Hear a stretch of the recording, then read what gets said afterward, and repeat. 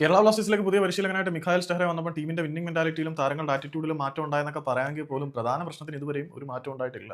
Set പീസുകൾ convert ചെയ്യുന്ന കാര്യത്തിൽ കേരള ബ്ലാസ്റ്റേഴ്സ് വെറും പഴം പുഴുങ്ങിക്കൊണ്ടിരിക്കുകയാണ്. ഈ മിഖായൽ സ്റ്റഹ്റെ ആദ്യമേ അപ്രോച്ച് ചെയ്തപ്പോൾ പറഞ്ഞ എന്താണെന്ന് വെച്ചാൽ ഫസ്റ്റ് ഡിമാൻഡ് സെറ്റ് പീസുകൾ കൈകാര്യം ചെയ്യാൻ വേണ്ടിയിട്ട് ഒരു സെറ്റ് പീസ് വിദഗ്ധനെ കൂടെ വേണമെന്ന്. അങ്ങനെയാണ് ഫ്രെഡറിക്കോ മൊറൈസ് എന്ന് പറയുന്ന സെറ്റ് പീസ് വിദഗ്ധനെ കൊണ്ടുവന്നത്. ഈ ഒരു സെറ്റ് പീസ് വിദഗ്ധനെ കൊണ്ടുവന്നതിന്റെ എഫക്ട് എന്തെങ്കിലും കിട്ടിയിട്ടുണ്ടോ എന്ന് അറിയത്തില്ല.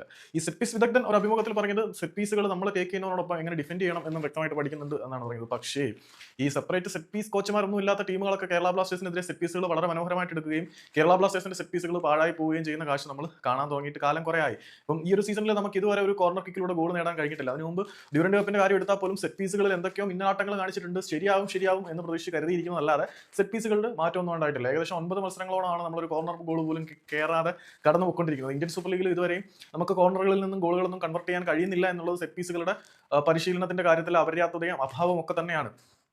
മിഖായൽ സ്റ്റഹ്റെ വന്നതിന് ശേഷം അതിന് കാര്യമായിട്ടുള്ള മാറ്റമൊന്നും ഉണ്ടായിട്ടില്ല.